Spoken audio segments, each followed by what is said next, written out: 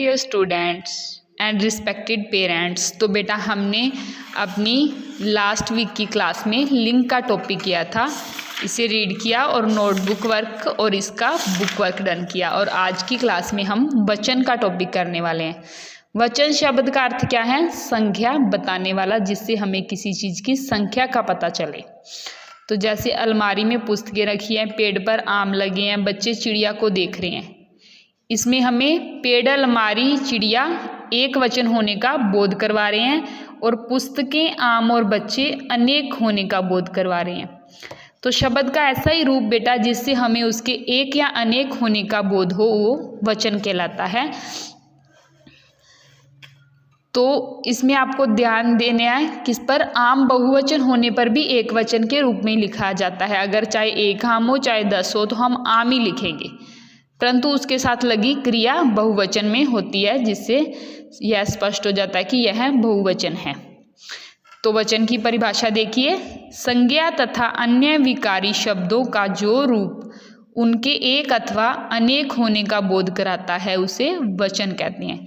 कि जिससे संज्ञा या विकारी शब्दों के एक या अनेक होने का पता चले। वचन के भेद दो हैं, एक वचन, बहुवचन। तो एक वचन की परिभाषा, शब्द के जिस रूप से वस्तु या प्राणी के एक होने का बोध हो, उसे एक वचन कहते हैं। जैसे लड़का पढ़ रहा है, स्त्री घड़े में पानी ला रही है, खरगोश गाजर खा रहा है।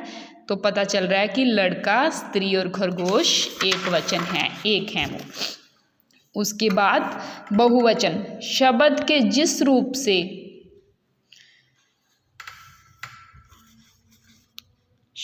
जिस रूप से वस्तुओं तथा प्राणियों के अनेक होने का बोध होता है, उसे बहुवचन कहते हैं।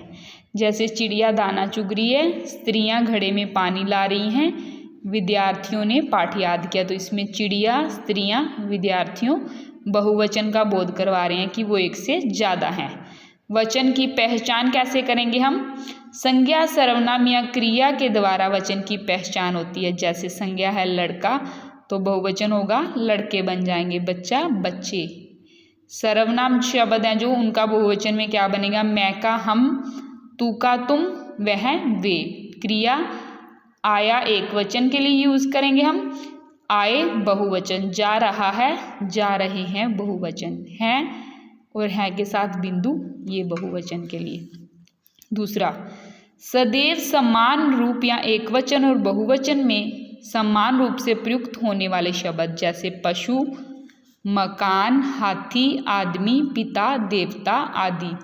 ऐसे शब्दों के लिंग का बोध क्रिया पदों द्वारा होता है। जैसे गन्ने के खेत में हाथी घूम रहा है, एक वचन। गन्ने के खेत में हाथी घूम रहे हैं, बहुवचन।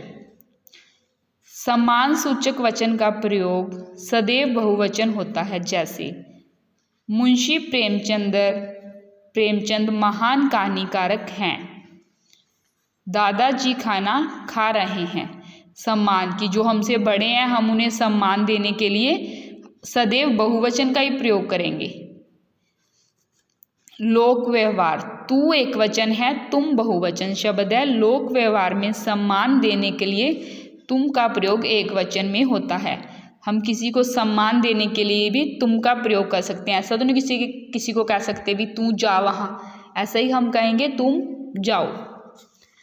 पांचवा, सदैव बहुवचन में प्रयुक्त होने वाले शब्द, दर्शन, आंसू, लोग, केश, प्राण, हस्ताक्षर, होश, ये सदैव ही बहुवचन में प्रयोग होते हैं। सदैव एक वचन में प्रयोग होने वाले शब्द, धातु पदार्थों का ज्ञान कराने वाली जातिवाचक संज्ञाएं, चांदी, लोहा, सोना, पीतल, घी, तांबा, ये सदैव एक वचन में प्रयोग होते हैं। भाववाचक संज्ञाएं कुछ भी एक वचन में प्रयोग होती हैं। दया, प्रेम, क्रोध, करुणा, व्यथा, मिठास, अपनापन, अहंकार आदि। उसके बाद प्राकृतिक जो हैं वो भी एक वचन में, आग, पानी, हवा, पवन, जल, वायु, वर्षा, आकाश, जनता, पाताल आदि। समूहवाचक संज्ञा भी एक वचन के रूप में प्रयोग होती हैं। सेना, जाति, संस्था, शिक्षा, कक्षा, गुच्छा, मंडल, वृत्त, केंद्र, शासन, सभा, परिषद आदि। तो इस अनुच्छेद को आपने ध्यान से पढ़ना है इसमें जो रेखांकित शब्द किए गए हैं उनमें से आपको एक वचन वाले यहाँ लिखने हैं और बहुवचन वाले नीचे। तो एक वचन से बहुवचन बनाने के नियम, अगर संज्ञा शब्दों में लास्ट में आ जाए तो उसका ए हो जाता है, जैसे बच्चा, बच्चे। इन सारों को रीड कर लेना है, नोटबुक में हम अलग से करेंगे। स्त्रीलिंग एकारांत और इकारांत में या लगाने से, जैसे किसी भी स्त्रीलिंग शब्द के लास्ट में बड़ी ई या छोटी ही ओ, तो उसको चेंज करने के लिए, बहुवचन बनाने के लिए हम छोटी ई या को आ ऊपर चंद्र बिंदु लगा देंगे। उसके बाद स्त्रीलिंग एकारांत शब्दों में ए लगाकर, जैसे जुराब, जुराबें, आ के स्थान पर ए। लेखिका, लेखिकाएं, आ के स्थान पर ए लगाकर लेखिका, लेखिकाएं, कन्या, कन्याएं। या के स्थान पर या, बिटिया, बिटिया, ऊपर चंद्र बिंदु आ जाएगा।